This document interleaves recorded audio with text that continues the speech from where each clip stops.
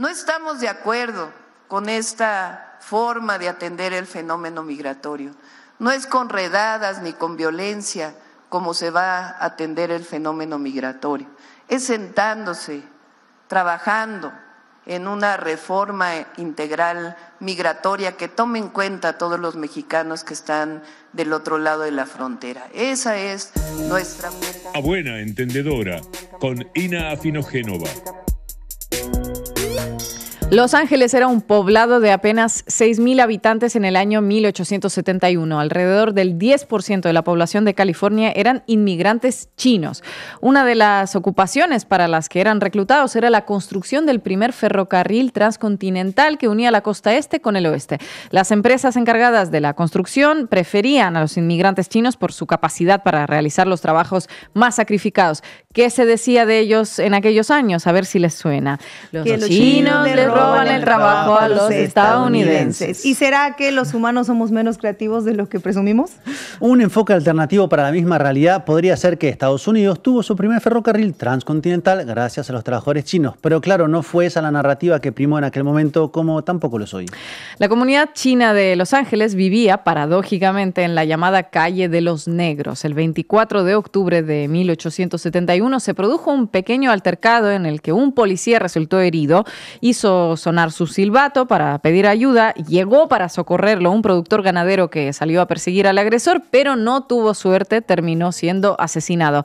¿Qué pasó después de eso? Bueno, la bola corrió por la localidad, sumado a un rumor basado en lo que ahora llamaríamos una fake news, a ver si la adivinan.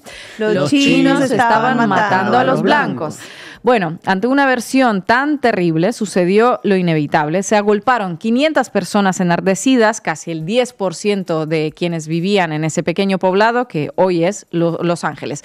Imbuidos en sus prejuicios y permeados por un discurso xenófobo, arrasaron con el barrio donde vivían los chinos, saquearon sus propiedades, los agredieron, les robaron y finalmente ahorcaron a un número que estaría entre 17 y 20. A uno le cortaron el dedo para robarle el anillo. Por aquellos años, la voz de un presidente de Estados Unidos que proclamará a los cuatro vientos sus prejuicios no podía ser escuchada en cada rincón del país de manera inmediata porque no existían esos señores tecnofeudales que estaban manipulando el algoritmo para que el odio se propagara más rápido que el amor, y la capacidad de hacer daño que cada persona tenía por sí misma era menor que la actual. La productividad de la industria de la muerte no se había desarrollado a los niveles que tenemos ahora. Y aún así ocurrió la tragedia. ¿Cuántas tragedias serán hijas de este tiempo histórico que nos toca vivir a nosotros? Cuando presidentes como Donald Trump o Javier Milei, expresidentes como Jair Bolsonaro, aspirantes como Santiago Abascal o Eduardo Verástegui vomitan su odio en todo momento, ¿no? Con un coro mediático al son y un algoritmo que amplifica su mensaje en un loop interminable. ¿Cuántas subjetividades se están formando con un mensaje que conduce a la imposibilidad de la vida en sociedad, básicamente? Son preguntas sin respuesta, pero lo que sí podemos conocer son algunos síntomas. Según una encuesta realizada por el Pew Research Center, el 54% de las personas que se identifican con el Partido Republicano consideran que todos los inmigrantes indocumentados deben ser deportados. La cifra se reduce entre las personas que se identifican como demócratas. Apenas el 10% apoyan esa propuesta. Ahora bien, ¿qué implica deportar a todos los indocumentados, atrapar, encarcelar, realizar estos trámites administrativos y finalmente subir a un avión con destino a sus países de origen a nada más y nada menos que 11 millones de personas, según los cálculos del Departamento de Seguridad Nacional? Desde su asunción, Donald Trump lleva 142 días en el cargo, según Tom Homan, conocido como el zar de la frontera, uno de los funcionarios que se ocupan del tema. Desde el 20 de enero han sido deportadas 139,000 personas a razón de 978 por día. Si se mantiene el ritmo actual, Trump llegaría a cumplir solo el 10% de ese sueño húmedo republicano de esos 11 millones durante el periodo que dura su mandato. Para más placer de su electorado, deberá multiplicar la velocidad actual por 10. Si el ritmo actual llevó a movilizaciones en todo el país, se ha tenido que mandar a la Guardia Nacional a reprimir una rebelión en la ciudad más importante de la costa oeste, ¿qué tragedia se puede desatar si acelera de esa manera? Para deportar a esa cantidad de gente serían necesarios 20.000 vuelos de un Boeing 747 límite que puede cargar a razón de 550 pasajeros por vuelo. Según el American Immigration Council, una organización que defiende los derechos de los inmigrantes, una operación de esta magnitud tendría un costo de cerca de $1 billón en una década, la misma cifra que engulle el Pentágono y todo su aparato de guerra en un año. Pero no termina ahí el costo económico. ¿Cuánto se reduciría el PIB de Estados Unidos si perdiera a 11 millones de personas? Los indocumentados representan el 4,8% de la totalidad de la fuerza laboral del país y representan también una proporción mayor en sectores como la agricultura, la construcción y los servicios. Pregunta, ¿quién cultivaría la verdura que llega a la mesa de los estadounidenses? ¿Quién construiría sus casas? ¿Quién limpiaría los hogares de la clase alta? El organismo encargado de las deportaciones es el ICE, decíamos, Immigration and Customs Enforcement. Fue creado por la Ley de Seguridad Nacional en el año 2002 durante el gobierno de otro imperialista multimillonario devenido en presidente de Estados Unidos, el inefable George W. Bush. Lo hizo luego de los atentados contra las Torres Gemelas y en el marco de la supuesta guerra contra el terrorismo, no sé si la recuerdan. A juzgar por sus resultados, la Ley de Seguridad Nacional no sirvió para combatir el terrorismo, pero sí sirvió para vigilar y avasallar la privacidad de nosotros, los estadounidenses.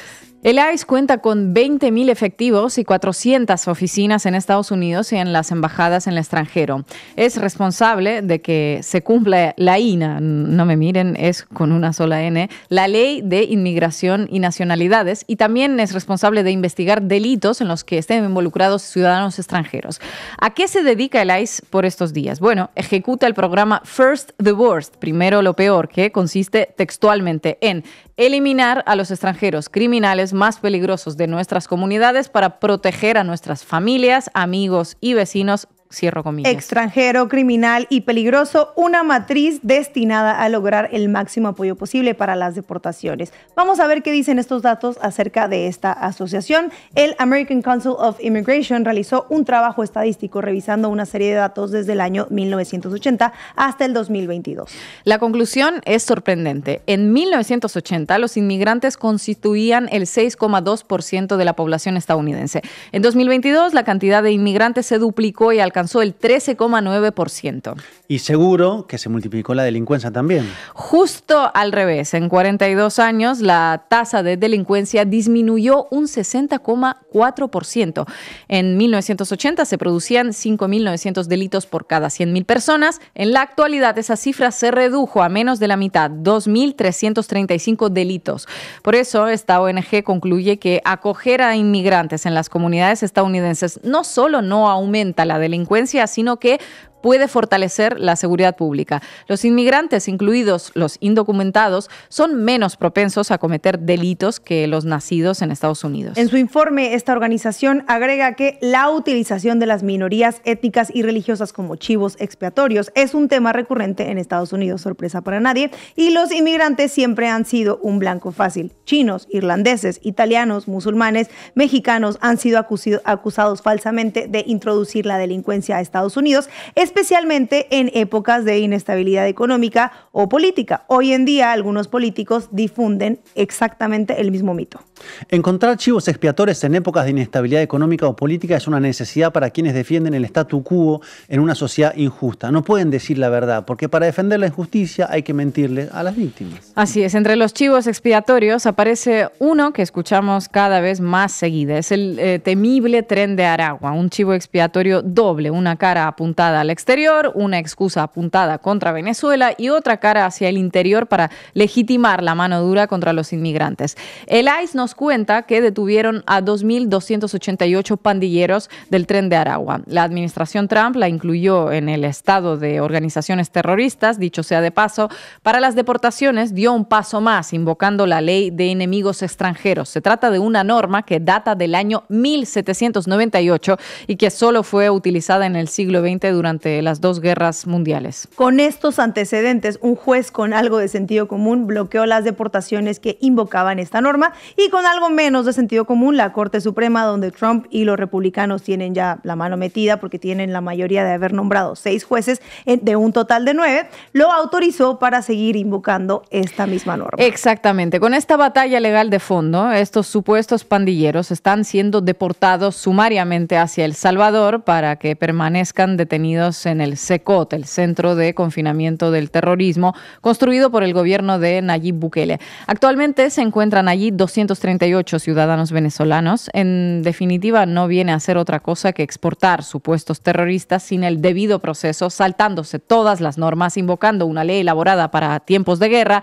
y pagar para que otro país los mantenga detenidos. Frente a esta arbitrariedad, ¿qué opciones tienen los inmigrantes para resguardarse los atropellos que están padeciendo? Los inmigrantes sin papeles se encuentran especialmente concentrados en Texas y en Florida, 2 estados gobernados por el Partido Republicano, y también en California y Nueva York, gobernados por el Partido Demócrata. California y Nueva York son considerados como ciudades o estados santuarios, jurisdicciones que tienen políticas que protegen a los migrantes. ¿Y qué vendrían a ser exactamente las ciudades o estados santuarios? Bueno, Marco, pues son ciudades, condados o estados que tienen leyes que limitan la cooperación con las autoridades federales de inmigración, especialmente con el Servicio de Inmigración y Control de Aduanas, y se hace para proteger a los inmigrantes indocumentados de la deportación o complicar este proceso. Además de California o Nueva York, que ya mencionamos, hay más de 200 santuarios en este tipo de país a los que el ejecutivo de Donald Trump ya declaró la guerra, obviamente. El caso es que esto también está amenazado. El halcón anti-inmigración Stephen Miller, uno de los muchos que rodean a Trump, puso a esas ciudades en el punto de mira desde que Trump asumió el poder. Ahora pretenden violentar las leyes de las ciudades o estado santuario, mandar a las fuerzas federales pasando por encima de la legislación de los estados y deportar y criminalizar, ¿no?, a cualquier migrante. Quizás hasta que no lleguen a los famosos 11 millones no se van a quedar tranquilos. Así está el panorama. Nada alentador. Gracias, compañeros.